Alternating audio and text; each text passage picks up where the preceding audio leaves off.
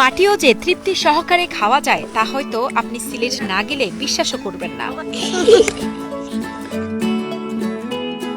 মাটির বিস্কুট তৈরিতে নরম মাটির সাথে চিনি বা লবণ কিছুই মেশানো হয় না, তবে কেউ চাইলে তাতে টক স্বাদের জন্য তেঁতুল মিশিয়ে দেওয়া হয়।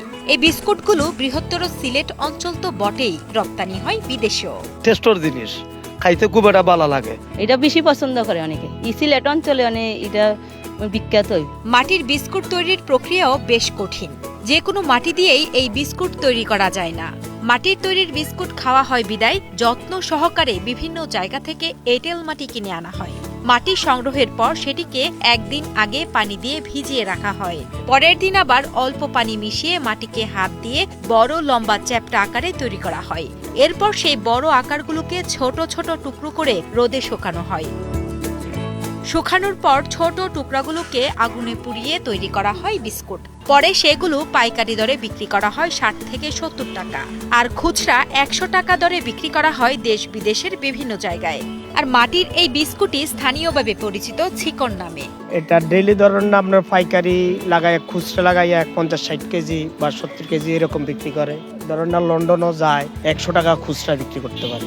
অন্য জায়গা থেকে এনে আমরা বস্তা দিয়ে এনে এরপরে ভালো করে পানি দিয়ে ভিজিয়ে এরপরে বাইরিয়ে এরপরে তক্তি করে এরপর পিস পিস করে কাটতে এরপর শুকায় এরপরে আগুনে দিয়ে ফুরা হয়। এরপর অনেকে যদি অর্ডার দিয়ে তেঁতুল দিয়ে বানানো হয়। তাদের সিলেটের লালবাজারের মালিপাড়া এলাকায় প্রায় ৪৫ বছর ধরে ছিকর বা মাটির বিস্কুট তৈরি করে আসছেন স্থানীয় অনেকে।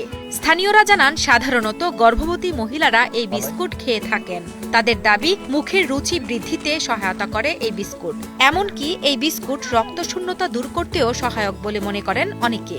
প্রেগনেন্ট অবস্থায় খেলে অনেকের ভূমিতে এটা খাইলে মুখের রুচি হয়, আর অনেকের মুখের রুচির জন্য খাওয়া পারে, অনেকে এটা বিদেশে ২০০০।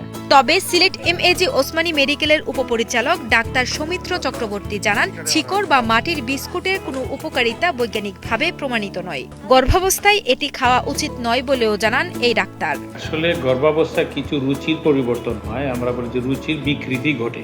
রুচির ধরনটা চেঞ্জ হওয়ার কারণে ওনারা আসলে মাটির তৈরি জিনিসগুলো খাবে। প্রকৃত অর্থে ওগুলো আসলে কোনো উপকারে আসে না। পাশাপাশি সিলেটের ডেপুটি সিভিল সার্জন ডাক্তার জন্মেজয় দত্ত জানান, গর্ভবতী অবস্থায় নারীদের ক্যালসিয়াম ও আয়রনের সাপ্লিমেন্টারি দেওয়া হয়, কিন্তু মাটির মধ্যে এই দুই উপাদান নেই, বরং এর মাঝে অনেক ক্ষতিকারক ব্যাকটেরিয়া থাকতে পারে।